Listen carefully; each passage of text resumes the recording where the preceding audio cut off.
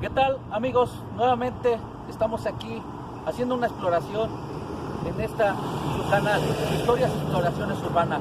Y hoy nos encontramos aquí en un municipio que es donde realmente nació toda la historia de Querétaro. Estamos en el municipio del Marqués, colindando con el estado de Querétaro. Y hoy nos acompaña un ilustrísimo señor Gustavo Pérez Lara. Nos contará su historia.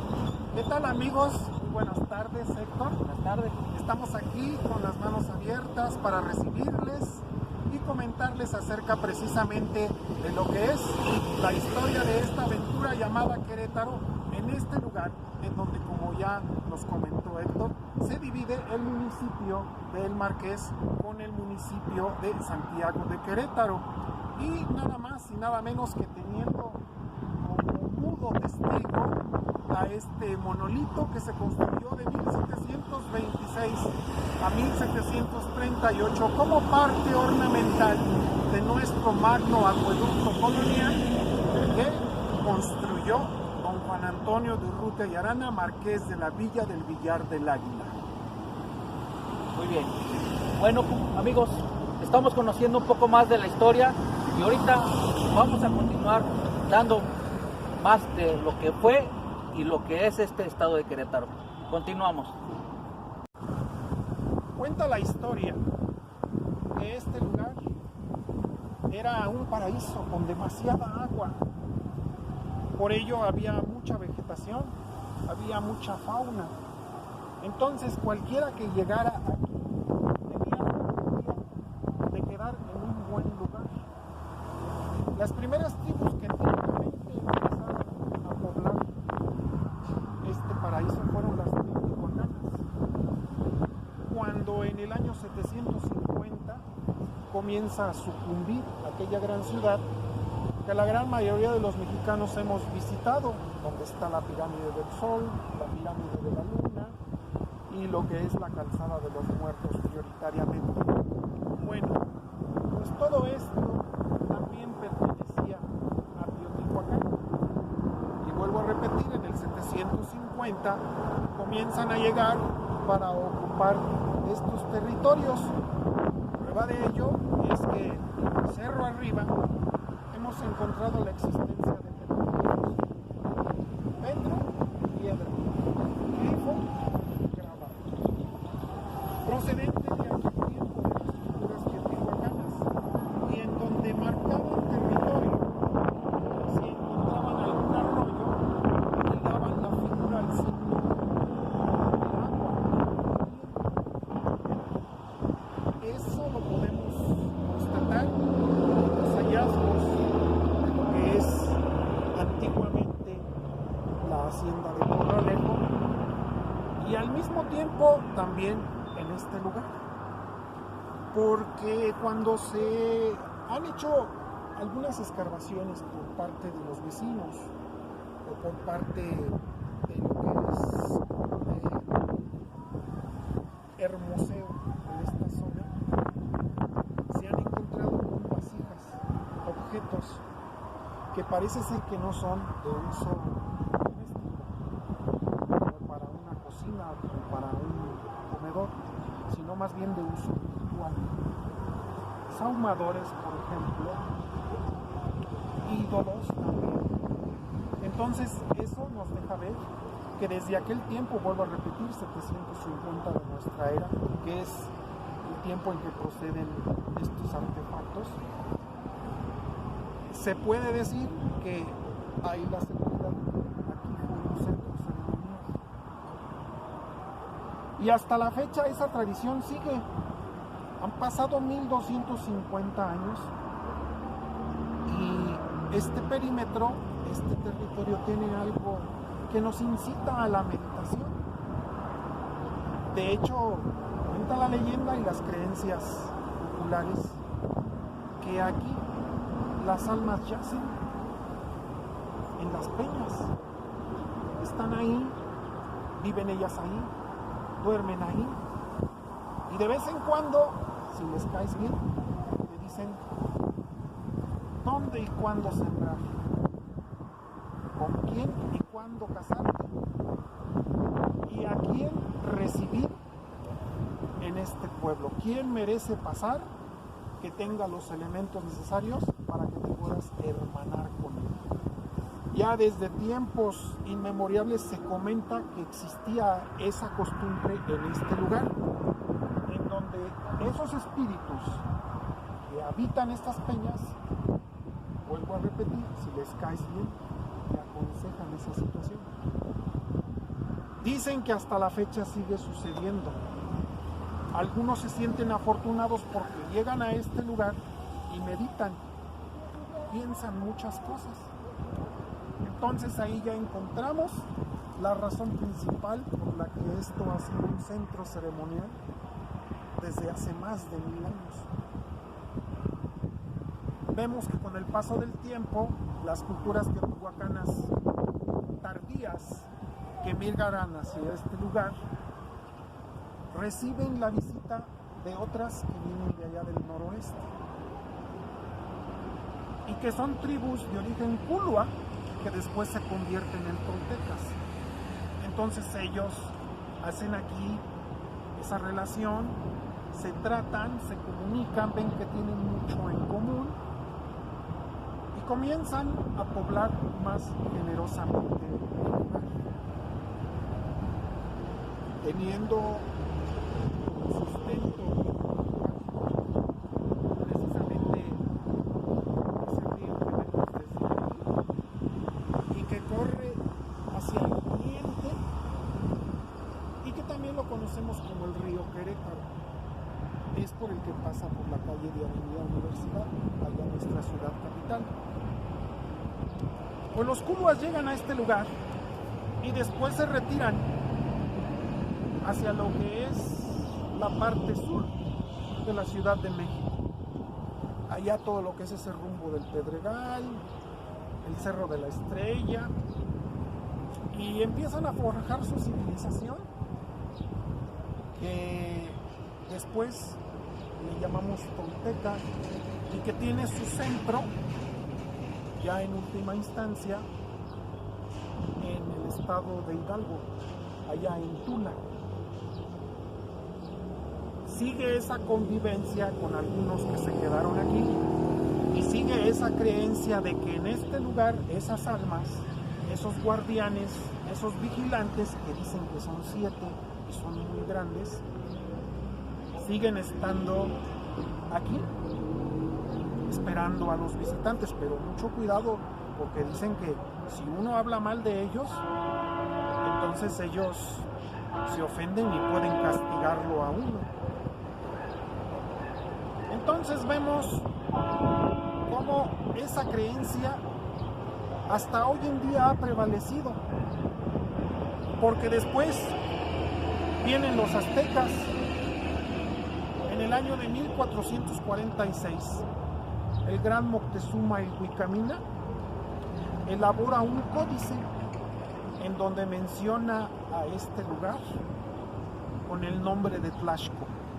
La necesidad que tenía él era de registrar a sus pueblos tributarios para que de esa forma les pudiera cobrar el impuesto. Y es cuando por primera ocasión, vuelvo a repetir, en 1446 aparece este territorio con el nombre de Tlaxco. Y eso es porque si ustedes ven, en los alrededores tenemos un cerro hacia el sur y un cerro hacia el norte, que parecen ser las paredes donde la pelota del Tlaxco, que era ese deporte indígena, resbalaba para caer de nuevo en la cancha. Y si vemos, hay una planicie que muy bien puede ser el lugar en donde se desplazan los jugadores para anotar los tantos. Entonces sí hay una semejanza con un Tlaxco, que era el deporte milenario de los indígenas en aquel tiempo y que también practicaban los aztecas. Vuelvo a repetir, el año 1446, cuando Moctezuma Ilhuicamina hace ese códice del impuesto tributario. Desde ese tiempo ya tenemos un registro en donde aparece el nombre de este lugar.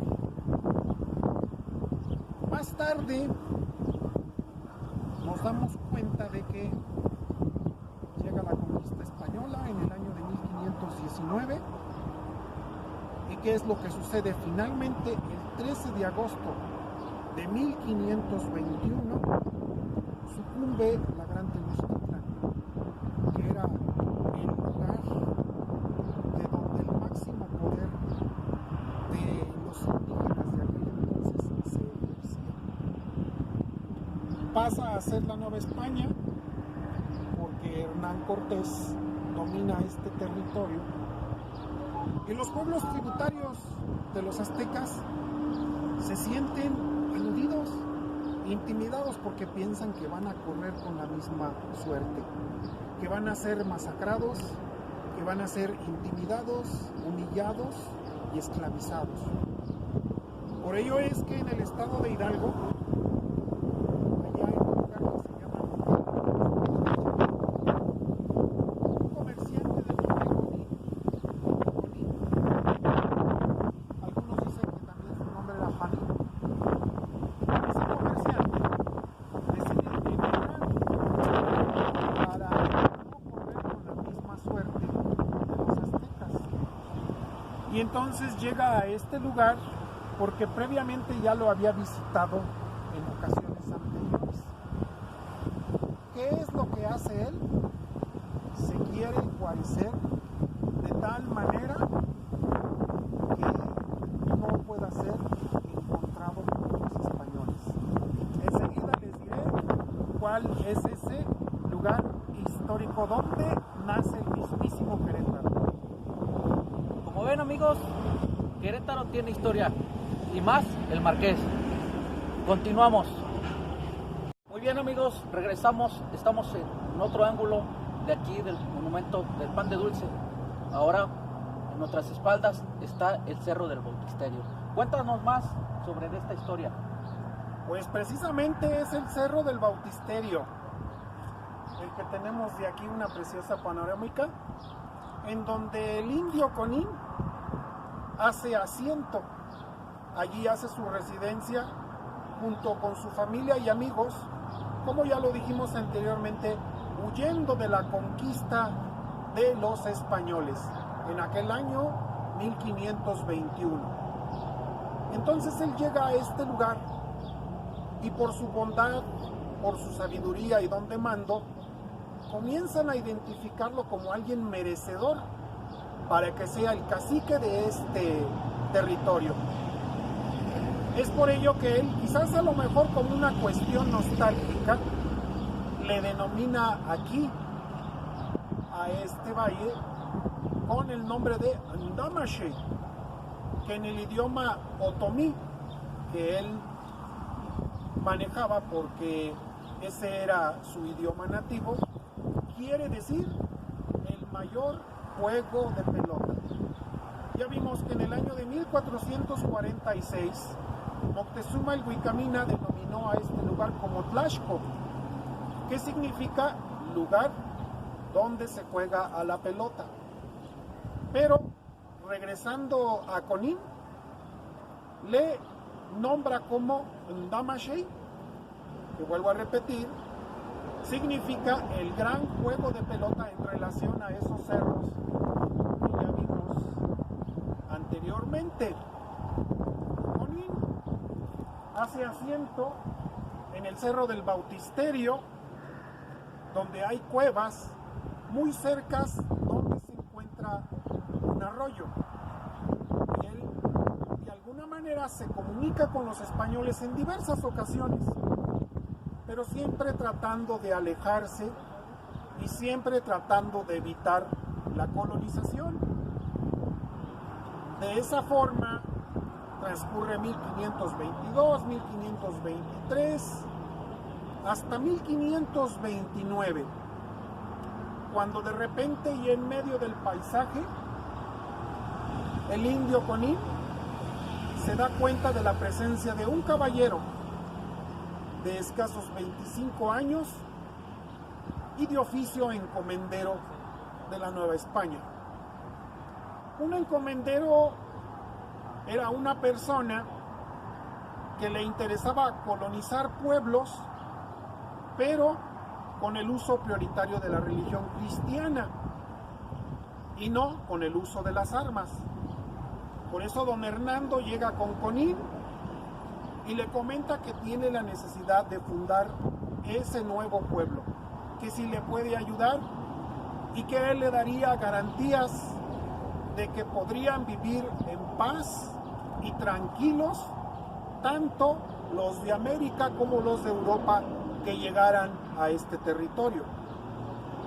Entonces, viendo esas disposiciones, el indio Conín acepta gustosamente, y es precisamente donde cuenta la crónica que en ese cerro se dio el bautizo de los primeros indígenas que se quisieron convertir al cristianismo, y además el bautizo de ese nuevo pueblo al cual llamaron en primera instancia Querendaro, porque Querendaro es una palabra del purépecha, de los indios purépechas que eran amigos de don Hernando, que significa lugar de peñas, refiriéndose precisamente a esas peñas mágicas que vemos también aquí y que la gente sigue comentando hasta nuestra fecha, que en ellas se guardan almas sabias que a veces nos pueden aconsejar. ¿Qué fue lo que sucede? Que los demás españoles no pueden pronunciar cómodamente la palabra de Queréndaro y empiezan a modificarla como Querétaro.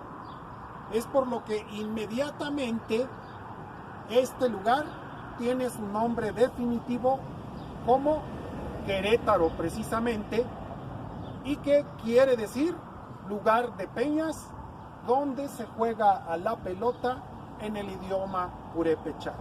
Esto sucede, nuevamente lo voy a comentar, en el año de 1529, la última semana de diciembre, por lo que consideramos que es muy probable que sea la fundación de Querétaro como parte de un festejo navideño de aquel 25 de diciembre, en donde ya debería de haber llegado don Hernando Pérez de Bocanegra aquí para entrevistarse con el indio Conín. Por eso, si en alguna ocasión les preguntan ¿dónde está la cuna donde nació Querétaro?, pues ustedes con todo lujo de confianza pueden decir que es ahí, en ese cerro, que es el Cerro del Bautisterio, y que precisamente por eso se le llamó así, porque ahí se bautizaron los primeros indígenas de la fe cristiana queretana, y también ahí se bautizó a este territorio con el nombre de Querétaro. Muy bien, amigos, ya conocimos la verdadera historia de aquí del estado de Querétaro. Ya sabemos que en este cerro fue donde inició todo nuestro estado. Así es que continuamos con nuestra travesía. Bueno, amigos, antes de movernos a otra locación, ¿quieres agregar algo, Gustavo? Así es, amigas, amigos, este hermoso lugar es precisamente el punto privilegiado en donde cuando se realiza la fiesta de San Pedro de la Cañada cada 29 de junio, y donde se realiza también la fiesta de nuestra morenita la Virgen de Guadalupe el 12 de diciembre, aquí es en donde los comités de otros lugares se dan cita para llegar por ese arco, como lo son por ejemplo los peregrinos que vienen de México, los diversos grupos religiosos de otros municipios, y precisamente es en este lugar en donde el Comité de Fiestas Patronales de la Cañada les recibe para repetir nuevamente ese rito religioso, pero ya de orden cristiano, en donde se les da la bienvenida a los visitantes, acordando que pues aquí siempre ha sido tradición, como ya lo habíamos dicho, desde aquellas antiguas civilizaciones como la teotihuacana, que llegó en primera instancia a este lugar, a este pueblo de La Cañada, cabecera municipal del Marqués. Muy bien, amigos, entonces vamos a otra locación y regresamos. Claro que sí, para continuar con la crónica de lo que estamos desenvolviendo, vamos a otro interesante Adelante. lugar.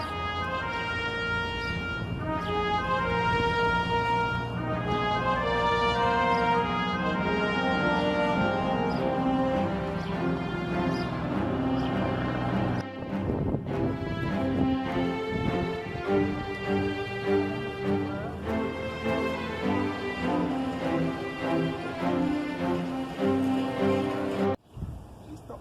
Muy bien, amigos, regresamos, ya estamos en otro lugar de aquí, de este majestuoso municipio que es el Marqués. Ahorita nos encontramos aquí en esta iglesia.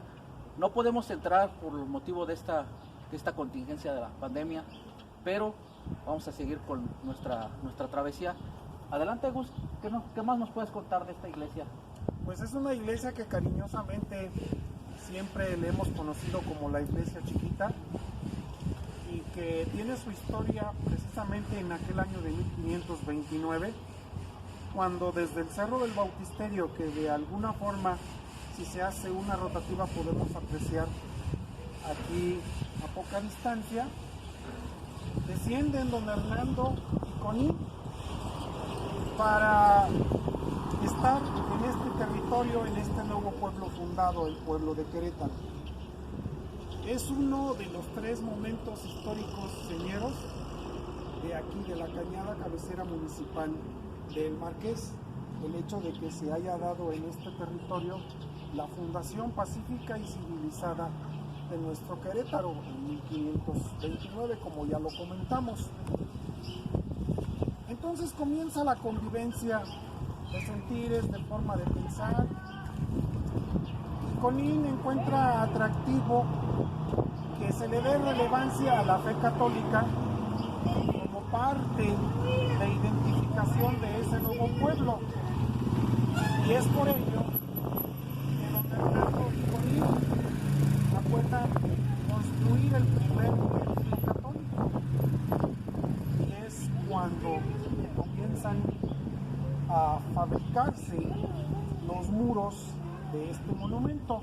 No podríamos decir los cimientos, porque de acuerdo con las investigaciones arqueológicas no tiene cimientos, pero pues la primera nave que vemos desde aquí comienza en ese año, en 1529. Lo que sucede es también que don Hernando, como es encomendero, entonces él siente la necesidad de que debe de venir un padre franciscano de ley, ya reconocido como tal, para que pueda dar ese bautizo pleno al indio Conín. ¿Qué es lo que pasa? Que anteriormente recurrió a darle esa bendición porque en cierta forma el encomendero tenía ese privilegio, puesto que cuando veían que una persona estaba en peligro de muerte, entonces por ello se procedía a un bautizo, como hasta la fecha sigue haciéndose. Cuando alguien es bautizado puede hacerlo, en caso de que no haya algún padre, pero si la situación de peligro disminuye y después todo viene en calma, aquel personaje ya bautizado por un común, entonces tiene que buscar a un padre para que ya esté su bautizo en forma. Y eso fue lo que don Hernando quiso, puesto que Conín estaba en peligro de muerte, ya que los chichimecas no estaban contentos con esa fundación pacífica y civilizada que se había dado, de diálogo y de concertación de lo que es pues una concordia, una paz, una similitud de ideas. Y por eso es que él quiere que tanto Conín como esos primeros bautizados tengan precisamente un bautizo con todas las de la ley. Entonces le dice a Conín y a su secretario don Juan Sánchez de Alanís que se queden en este lugar mientras él, don Hernando, va a Michoacán para traer a un padre de la fundación de San Pedro y San Pablo de Michoacán. Se dice que él tenía el nombre de Jacobo Daciano y fue el que llegó ya una vez construida la iglesia chiquita y el que procedió al bautizo ya en forma de lo que debe de ser la conversión hacia la fe cristiana de aquellos que se quieran adherir a esta misma.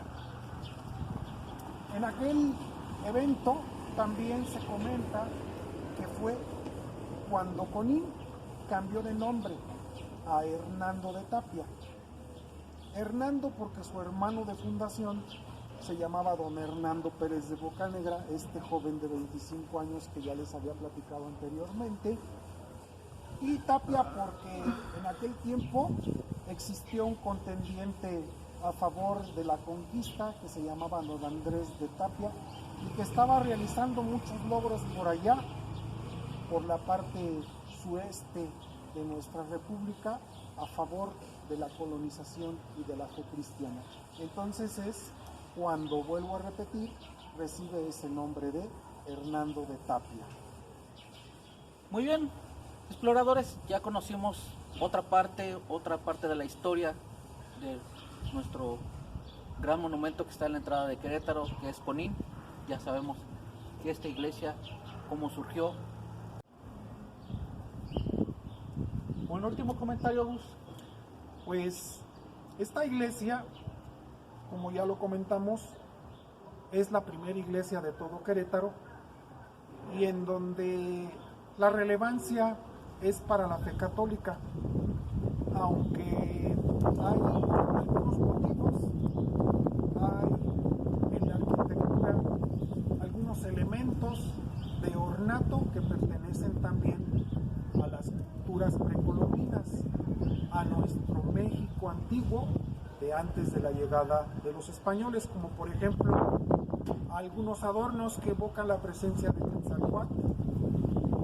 Y de igual manera también cabe comentar que en nuestros días aquí se venera a la Morenita, a nuestra Virgen de Guadalupe, desde el año de 1925 y en el año de 1948 se dio una primera coronación para ella.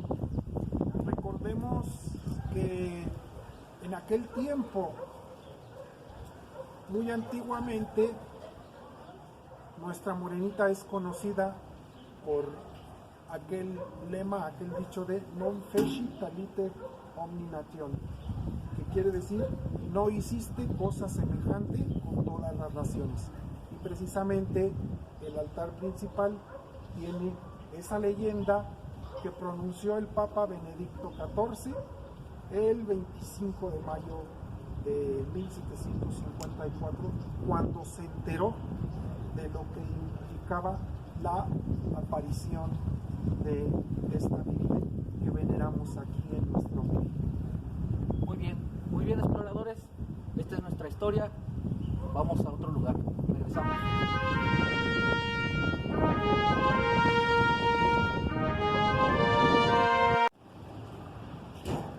¿Qué tal amigos exploradores? Ya estamos nuevamente por aquí. Gus, ¿en dónde nos encontramos en este momento? En este momento nos encontramos en Amazcala. Es un lugar muy antiguo. Proviene de una palabra de aquellos indios que vivían en este lugar desde antes de la llegada de los españoles. Allá, cuando, según lo que hemos estado platicando, lo podemos ubicar incluso hasta por el año de 1446, cuando todo esto era propiedad todavía de los aztecas. Por eso se le llama Maxcala. que en el idioma náhuatl significa tierra de manos, porque aquí siempre han existido gentes dispuestas al trabajo, con sus manos se ganan la vida. También cabe mencionar que, como ya lo habíamos comentado, en el año de 1529 se da la Fundación Pacífica y Civilizada de Querétaro en el pueblo de La Cañada con don Hernando Pérez de Bocanegra y Conín.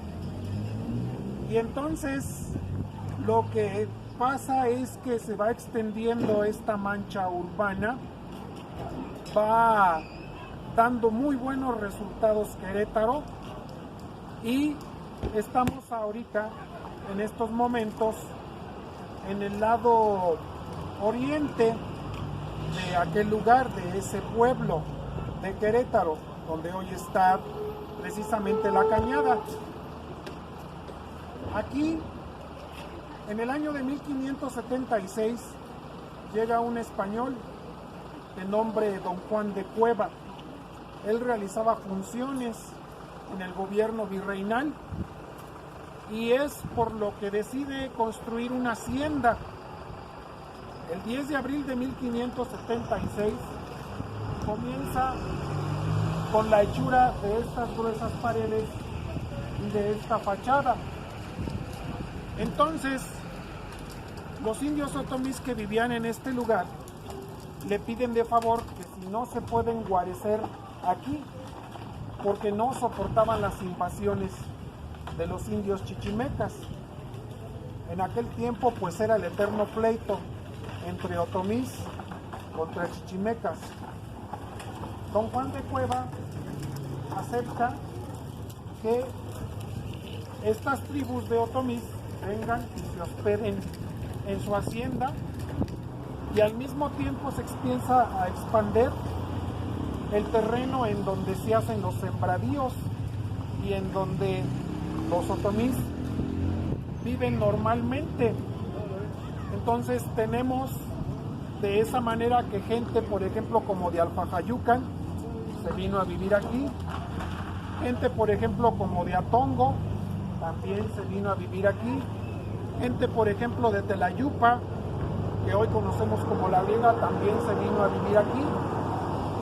Entonces, cuando ya fueron demasiados, se empezó a convertir en una hacienda próspera, la hacienda de don Juan de Cueva. Y él, para no seguir recibiendo invasiones de chichimecas, entonces quiere ayudar también a los otomís y manda llamar al ejército virreinal para que vengan por estos caminos y empiecen a ahuyentar a los invasores, que en aquel entonces eran los guachichiles, que era una tribu de chichimecas que se les decía así porque guac quiere decir cabeza y chichil quiere decir roja. Se pintaban la cabeza roja y comenzaban a invadir los territorios de tal manera que saqueaban y se llevaban el ganado, las semillas y las mujeres. Entonces por eso don Juan de Cueva ayuda a los otomís a que el ejército venga y poco a poco vayan repeliendo a esos chichimecas, que después tienen un lugar en donde se les tolera y que hoy conocemos que es llamado como Chichimequillas, en donde más tarde, en el año de 1602, comienza otra hacienda por los monjes carmelitas descalzos de la provincia de San Alberto de México. Entonces es un ejemplo muy fidedigno de cómo aquello que empezó como Querétaro en el pueblo de La Cañada se comienza a expandir con prósperas haciendas como la es esta de don Juan de Cueva del año de 1576 en adelante. Ok, bueno, exploradores, ya conocimos más de esta historia. Bueno, Gus, ¿y La Cañada dónde quedó? La Cañada siguió su desarrollo y después de 1529, cuando se dio la fundación de Querétaro en ese lugar, se funda hacia el poniente una ciudad capital, que es nuestra ciudad capital de Santiago de Querétaro. Sucede una batalla, la batalla del Sangremal en 1531, cuando definitivamente los españoles toman posesión de ese lugar al dominar a los chichimecas que vivían en esa área. Y luego se procede a la cédula de fundación en 1537. Entonces, como vemos, Querétaro iba creciendo hacia todos los puntos cardinales. Y más adelante daremos una historia de lo que pasó, precisamente como enlace de lo que es este pueblo de La Cañada que estamos mencionando con la ciudad capital de Querétaro. Muy bien, exploradores, ya escucharon, nuestra historia aún continúa. ¿Algún otro comentario más, Gus? Pues tenemos precisamente que este es el lugar original en donde comenzó a construirse la hacienda. Hay gruesos paredones que hicieron esa barda protectora y que hasta la fecha es un territorio ocupado por los colonos de este lugar, de la subdelegación de Amascala, que viene siendo parte de la delegación de la Griega aquí en el municipio del Marqués. Muy bien, exploradores, entonces vamos a continuar esta travesía y regresamos.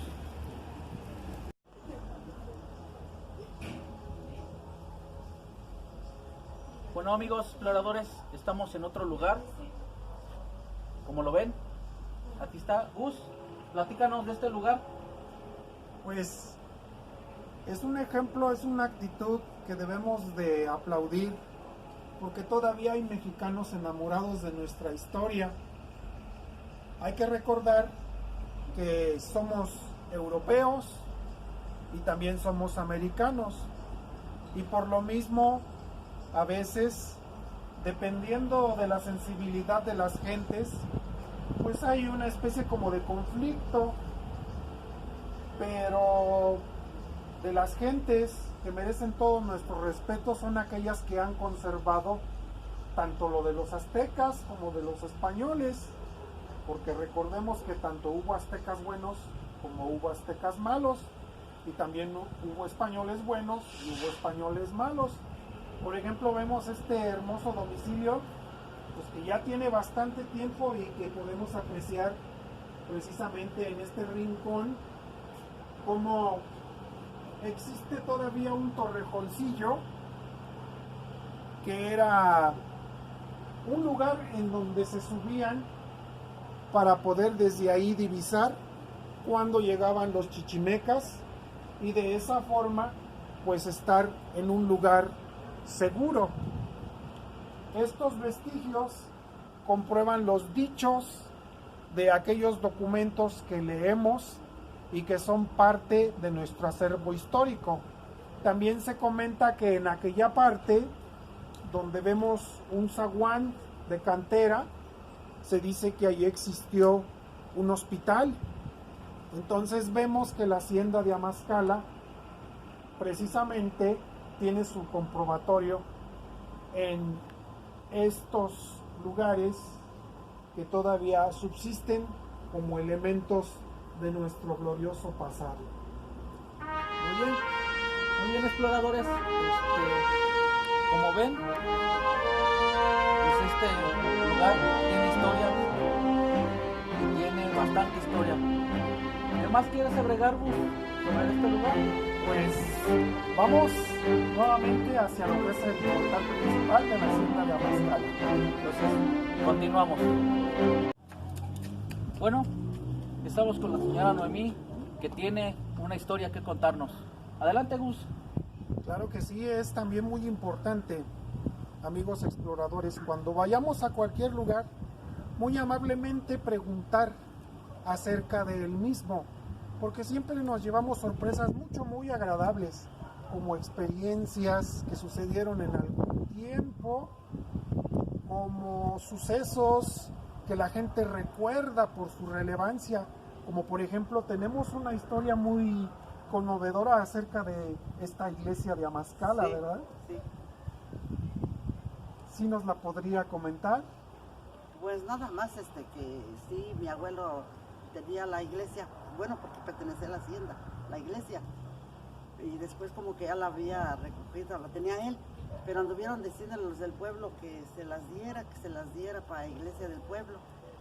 Y como que no quería, pero ya después mi tía Soledad le dijo, papá, dale a la iglesia al pueblo, que en regalo de que yo me voy a casar. Y pues, sí fue. En aquel tiempo, ¿a quién pertenecía? Al general, la iglesia, ¿verdad? Sí, a la hacienda de la iglesia. Su apellido era Acosta, ¿verdad? Sí, general Emilio N. Acosta. Así es. ¿Y tiene algún parentesco con usted? Le digo que porque criaron a mi papá y él sí nos reconocía como nietos. ¿En qué año más o menos sucedió todo Compraron esto? la hacienda fue comprada en el año 1935. Fue cuando se la compró a los Mota, mi abuelo.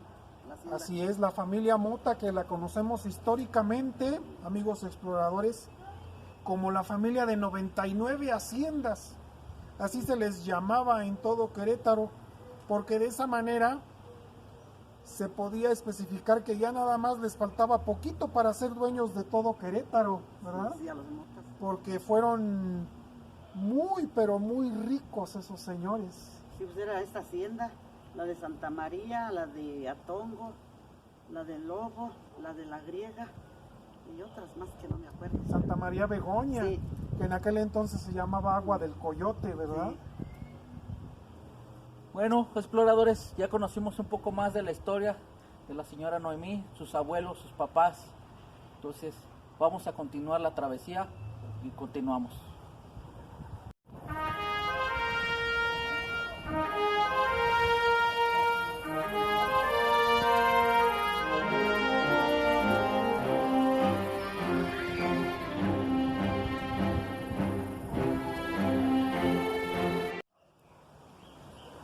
Bueno, exploradores, ya regresamos nuevamente a la cañada.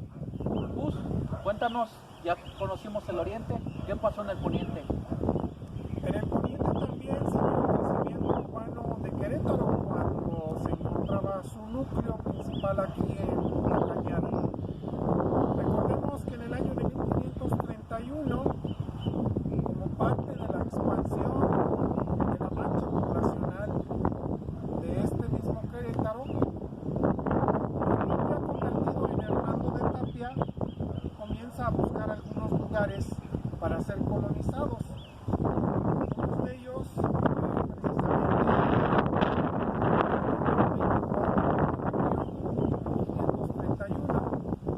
que se llamaba Iztachichimecapán, que se encontraba hacia lo que es el sur de la cañada, y ahí también se hizo una nueva población que ahora conocemos como San Juan del Río.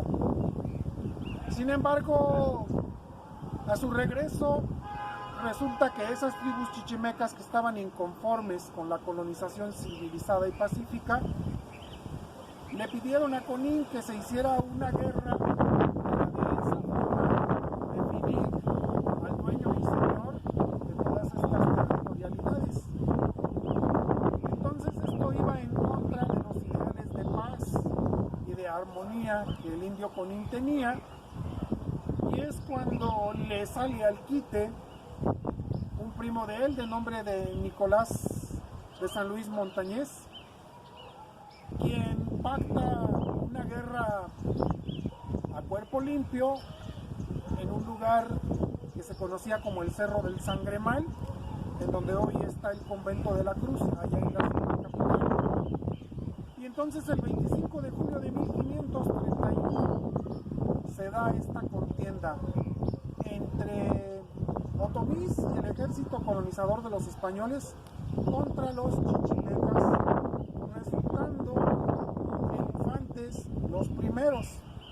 Y por eso es que Conin y todos estos generales españoles tomaron posesión de ese territorio por primera ocasión, en donde hoy está nuestra ciudad capital. Y se cambió hacia allá porque si ustedes ven el pueblo de la Cañada, pues quizás de oriente a poniente tiene mucho territorio, pero de norte a sur pues está limitado por cerros.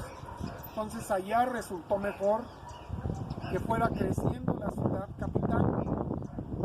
Sin embargo, con el correr de los tiempos, se sintió un grandísimo problema, que era el hecho de que no se podía contar con el agua fidedigna para el uso doméstico. Tenemos aquí atrás al río Blanco, que en aquel entonces se le decía así por cristalino. Sin embargo, tampoco reunía las características, ya que a veces los deslaves de las tierras en tiempos de aguas pues llevaba demasiada basura. Entonces, por ello es por lo que en el año de 1721 las monjas capuchinas instaladas en Querétaro le piden a don Juan Antonio de Urrutia y Arana, marqués de la Villa del Villar del Águila, que se dé a la tarea de encontrar un abastecimiento de esa agua cristalina y pura para el consumo doméstico. Muy bien, Gus. Entonces, ya conocimos algo del poniente y del oriente.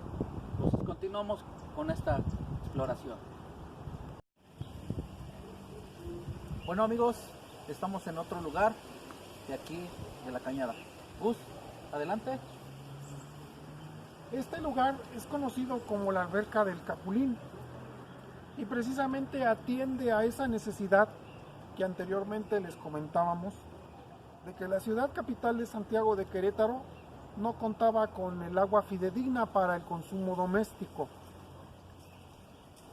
Don Juan Antonio de Urrutia y Arana, marqués de la Villa del Villar del Águila, llegó a Querétaro proveniente de la gran ciudad de la Nueva España.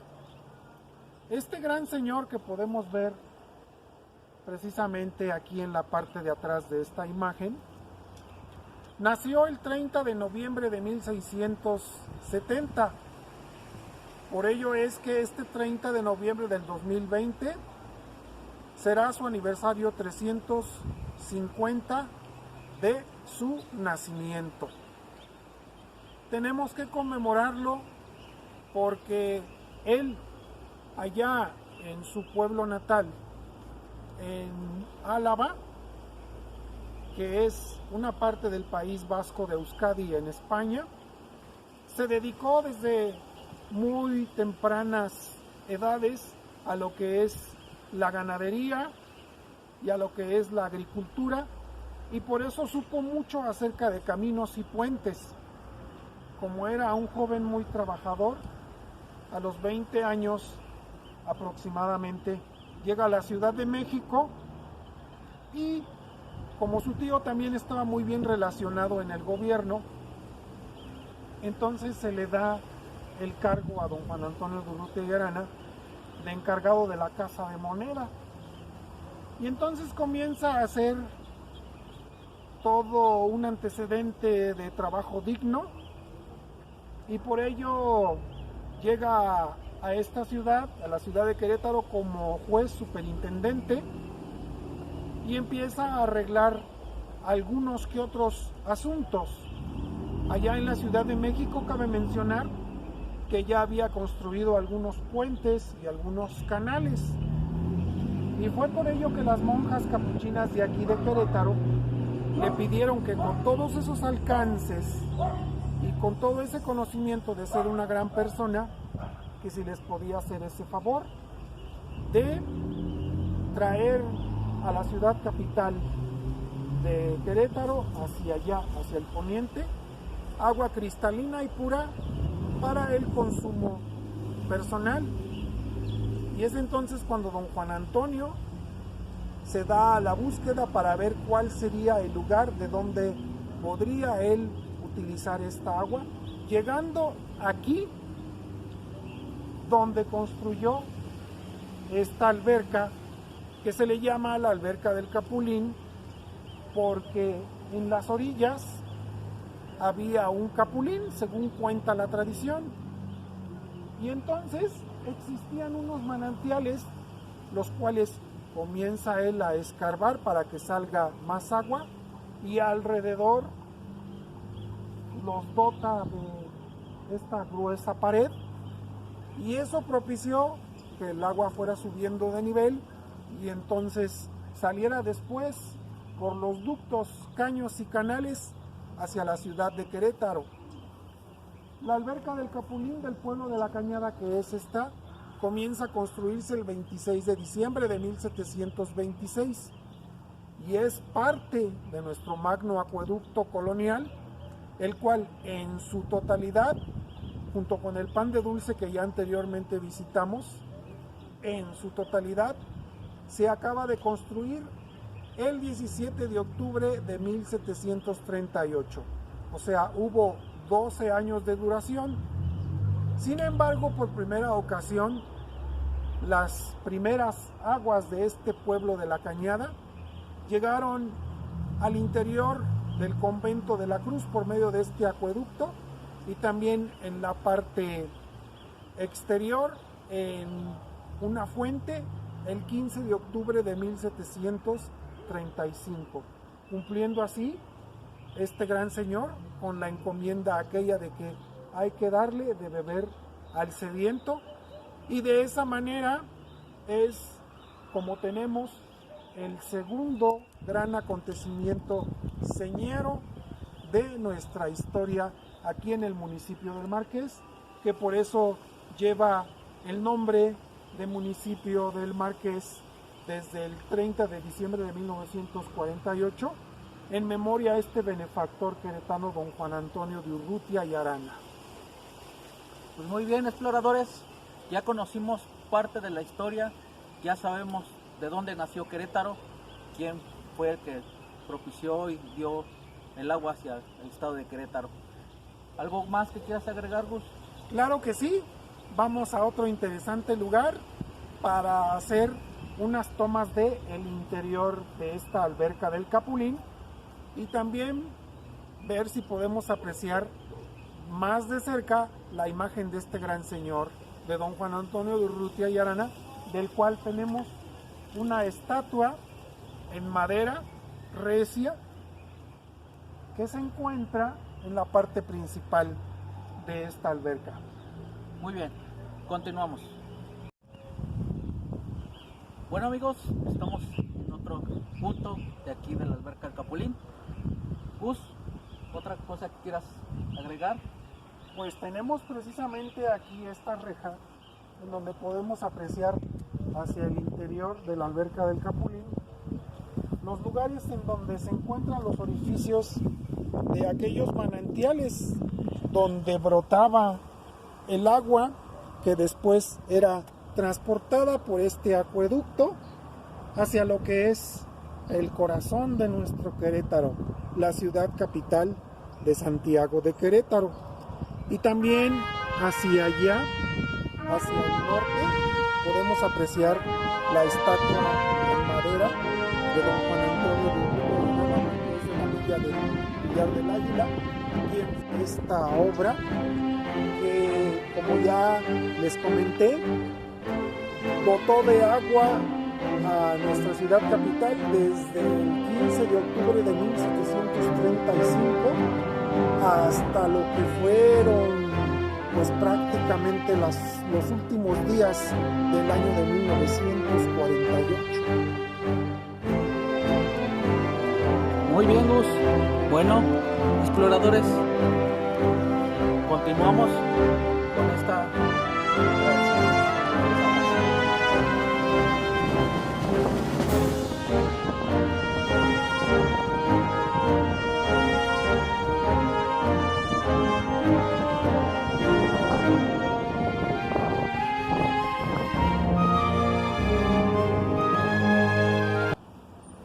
Bueno amigos, estamos en otro punto de aquí de la alberca del Capulín. Adelante, Gus. Pues como último comentario en este lugar sí quisiera comentarles que tiene un muy fácil acceso para llegar a él, y también invitar a todos los visitantes para que hagamos buen uso de nuestros monumentos históricos a pesar de este tiempo de continencia, de cuestión de medidas sanitarias.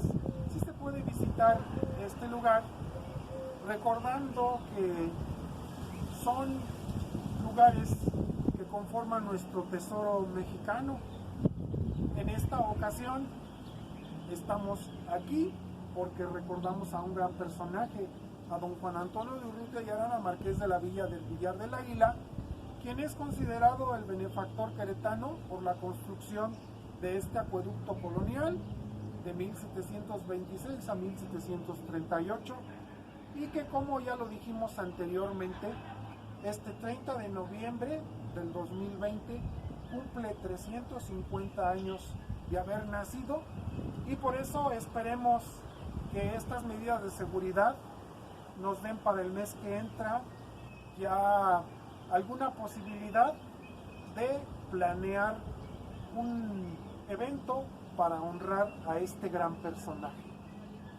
Muy bien, exploradores, hasta aquí vamos a terminar esta travesía. Le agradecemos a Gus y al municipio del Marqués por habernos brindado este espacio, y muchas gracias, Gus. Continuamos con otro lugar. Continuamos con otro lugar más adelante, no se pierdan la segunda parte.